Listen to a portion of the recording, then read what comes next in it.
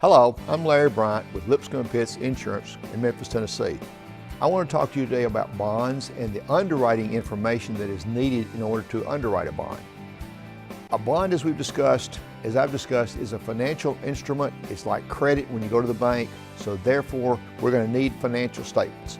We will begin with the financial statement on your company.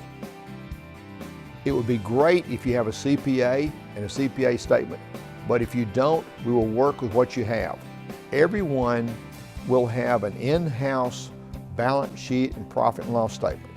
We will need a copy of that for the last 3 years, as well as the most recent if we're more than 6 months away from your year end.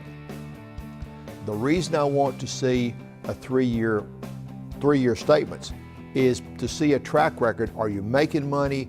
Are you losing money? And go from there. Interim financial statements.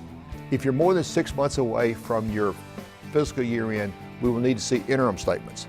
In addition to the interim statements, we will need to see personal financial statements, most recently prepared by the ownership of the company. Anyone who has ownership in the company of more than 10% will need to see a personal financial statement on them and their spouse. Why are they needed? Because this is a credit instrument. We are underwriting on the ability to finance the job that you're entering into. The bonding company has to know that you have the ability to pay the bills, to pay your laborers, to pay the materials, so that if the owner is delinquent in paying you, you can still process the contract and not forfeit the contract. We're also going to want you to have a bank line of credit. It is important that you have established a relationship with the bank and the bank knows the business that you're in, so that if you need to borrow money, they are prepared to lend you the money on a quick notice, as opposed to having to go through a long process, drug out in order to get it. Remember what we've talked about. Bonds are a credit instrument. It is not insurance. The bonding company expects you to complete the job and pay the bills.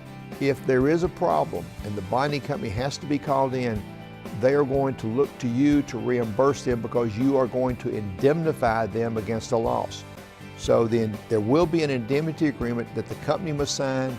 There will be an indemnity agreement that you and your spouse must sign.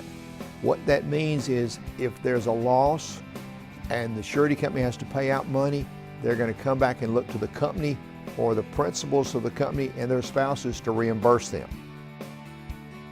The cost of the bond, typically the cost of the bond is insignificant.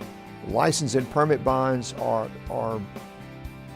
typically minimum premium, $100, $250, whatever.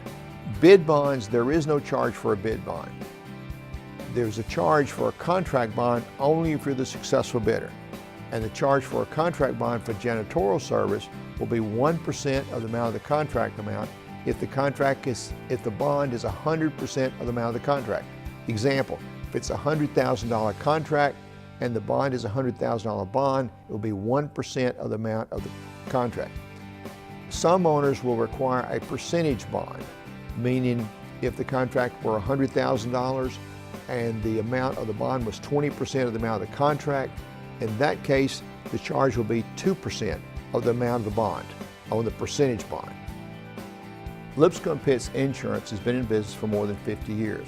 I personally have been in the bond business for more than 40 years. We are a full-service insurance agency with the ability to write any type insurance for you and your company. For more information, visit us at lpinsurance.com.